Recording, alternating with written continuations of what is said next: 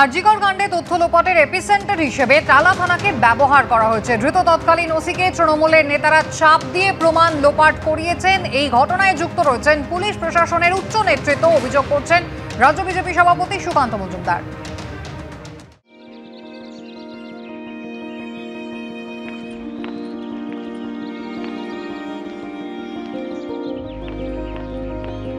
টালা থানা থেকে ব্যবহার করা হয়েছিল এপিসেন্টার হিসেবে এবং এই টালা থানাকে ব্যবহার করেছে। এবং আমি বলছি যে এই যে ওসি সাহেব তিনি ধরা পড়েছেন, তাকে নির্মল ঘোষ থেকে শুরু করে স্থানীয় কাউন্সিলর থেকে শুরু করে পুলিশ প্রত্যেকে দিয়ে এই কাজটা করিয়েছে। রাজ্যের কোনো ওসির, আমরা তো দেখি, আমরা ফিল্ডে থাকি, কোনো ওসির নিজের মর্জি মতো, নিজের নিয়ম মতো, ভারতবর্ষের যে সংবিধান আছে সেই সংবিধান মতো কাজ করার অধিকার নেই। তৃণমূল কংগ্রেসের লোকাল নেতারা যা বলবে সেটা তাদের করতে হয়। বাড়ির চাকরের মতো ব্যবহার করে তৃণমূল কংগ্রেসের নেতারা। এক্ষেত্রেও তা হয়েছে এবং একে বলির বকরা করা হচ্ছে, স্কেপগোট করা হচ্ছে। পরিষ্কার কথা, উচ্চ নেতৃত্ব তৃণমূল কংগ্রেসের এবং তৃণমূল কংগ্রেসের যারা প্রশাসনিক সামলাতেন, অর্থাৎ পুলিশ প্রশাসনের টপ মোস্ট ব্যক্তি, তারা যুক্ত ছিল। মিছিলের আগে ধর্মতলা চত্বরে জমায়েতে নিষেধাজ্ঞা, জোড়া মিছিলে অনুমতি চেয়ে হাইকোর্টে মামলা দায়ের। ধর্মতলায় অনুমতি দেয়নি পুলিশ, অভিযোগ তুলে হাইকোর্টে গেছে সিপিএম। আমাদের প্রতিনিধি সৌভিক মজুমদার এই মুহূর্তে রয়েছেন আমাদের সঙ্গে টেলিফোন লাইনে। সৌভিক, একদিকে হাইকোর্টে দ্বারস্থ হয়েছে সিপিএম, অন্যদিকে জুনিয়র ডাক্তাররা, তারাও মিছিলের অনুমতি চেয়ে হাইকোর্টে দ্বারস্থ।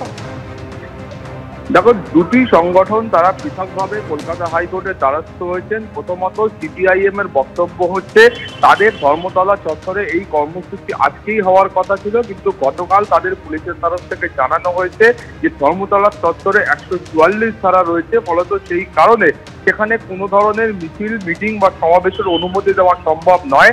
তারা এর বিরোধিতাতেই কলকাতা হাইকোর্টের দ্বারস্থ হয়েছেন, মামলা দায়ের করার অনুমতি দিয়েছেন এবং এই মামলা আগামীকাল শুনানি হতে পারে এমন সম্ভাবনা রয়েছে। কিন্তু সিপিআইএম এর আইনজীবীদের বক্তব্য যে এই কর্মসূচি আজকেই রয়েছে, ফলত আজকেই এই মামলার বিচার প্রক্রিয়া শুরু করা হোক, কিন্তু সে বিষয়ে এখনো চূড়ান্ত কোনো সিদ্ধান্ত কলকাতা হাইকোর্ট গ্রহণ করেননি।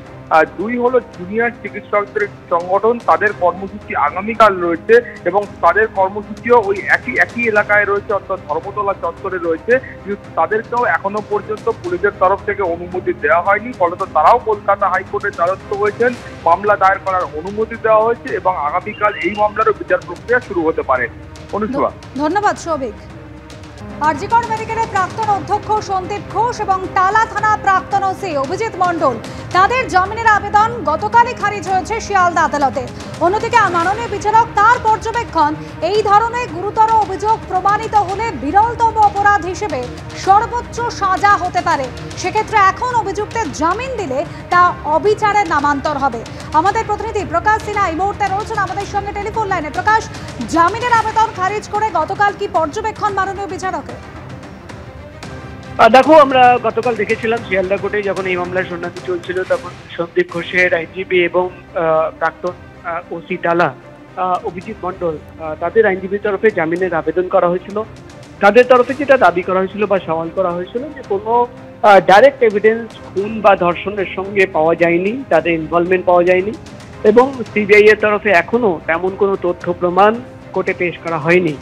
কালকে আমরা দেখলাম যে দুজনকেই জেল হেফাজতে পাঠানো হয়েছে 5 দিনের জন্য এবং নির্দেশনামায় তুমি যদি দেখো যে বিচারকের পর্যবেক্ষণ যে এই ধরনের গুরুতর মামলা যদি প্রমাণিত হয় তাহলে ক্যাপিটাল পানিশমেন্টও হতে পারে এবং রেয়ারেস্ট অফ রেয়ার এই ধরনের ঘটনা প্রমাণিত যদি হয় তাহলে কিন্তু এই মুহূর্তে যদি জামিন দিয়ে দেওয়া হয় সেটা কিন্তু ইনজাস্টিস হবে।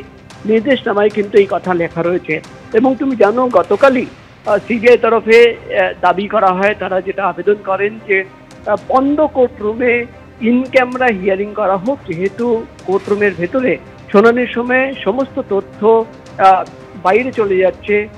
বা নির্দেশনামায় তুমি যদি দেখো তো বিচারকের তরফে কিন্তু সিবিআই এর এই আবেদন খারিজ করা হয়েছে।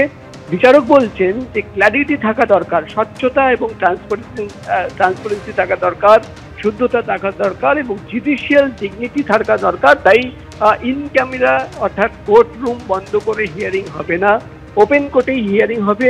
অর্থাৎ একদিকে যেমন জামিনের আবেদন খারিজ করার সময় বিচারকের পর্যবেক্ষণ যে রেয়ারেস্ট অফ রেয়ার কেস যদি প্রমাণিত হয় তাহলে কিন্তু ক্যাপিটাল পানিশমেন্ট হতে পারে, এবং এই মুহূর্তে কিন্তু তিনি মনে করছেন যে যদি জামিন দেওয়া হয় সেটা ইনজাস্টিস হবে। অন্যদিকে কিন্তু বিচারকের নির্দেশ যে ওপেন কোর্ট রুমেই কিন্তু গোটা শুনানি প্রক্রিয়া চলবে। ধন্যবাদ।